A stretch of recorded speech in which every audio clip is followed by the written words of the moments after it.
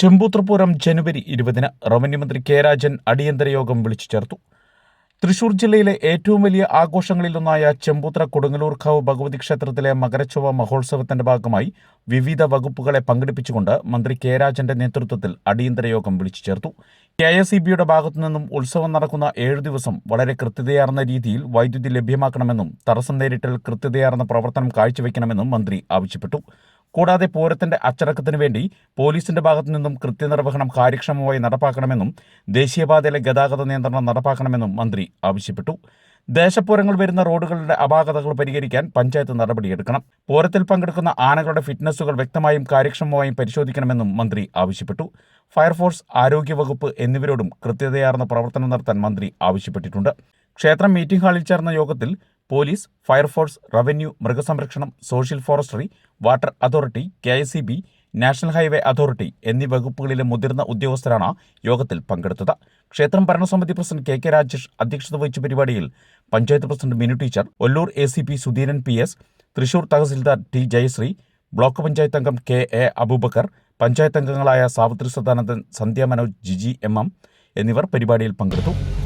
വിപുലമായ വിധത്തിൽ അതിന്റെ സംഘാടനം ഉറപ്പാക്കുന്നതിന് വേണ്ടി എല്ലാ വകുപ്പുകളുടെയും പങ്കാളിത്തത്തോടുകൂടി അതിന്റെ സമ്മേളനം, ഈ ഉത്സവവുമായി ബന്ധപ്പെട്ട കാര്യങ്ങൾ നിർവഹിക്കുക എന്നുള്ളതിന്റെ ഭാഗമായി ചേർന്നൊരു യോഗമാണിത്.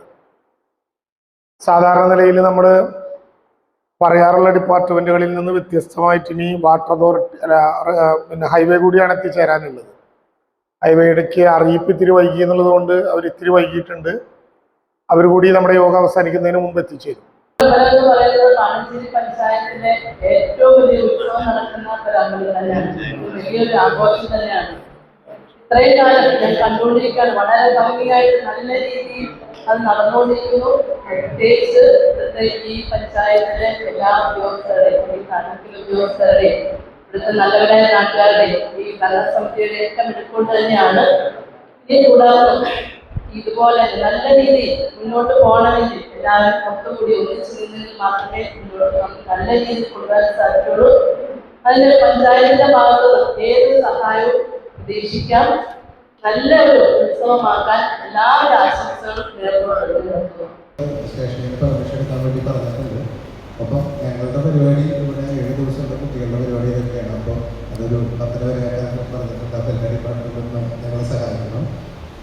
പിന്നെ നമ്മളിവിടെ 2 ആംബുലൻസ് നമ്മുടെ വകയായിട്ട് നമ്മുടെ 3 ആംബുലൻസ് മൊത്തം ഉണ്ടാവും. 1 ഡിഫൻസ് കോഡ്, 2 നോർമൽ നമ്മുടെ ആംബുലൻസുകളും നമ്മളിവിടെ അറേഞ്ച് ചെയ്യാറുണ്ട്.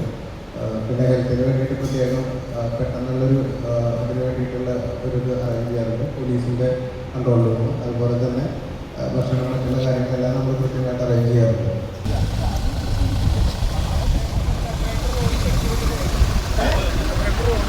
Block number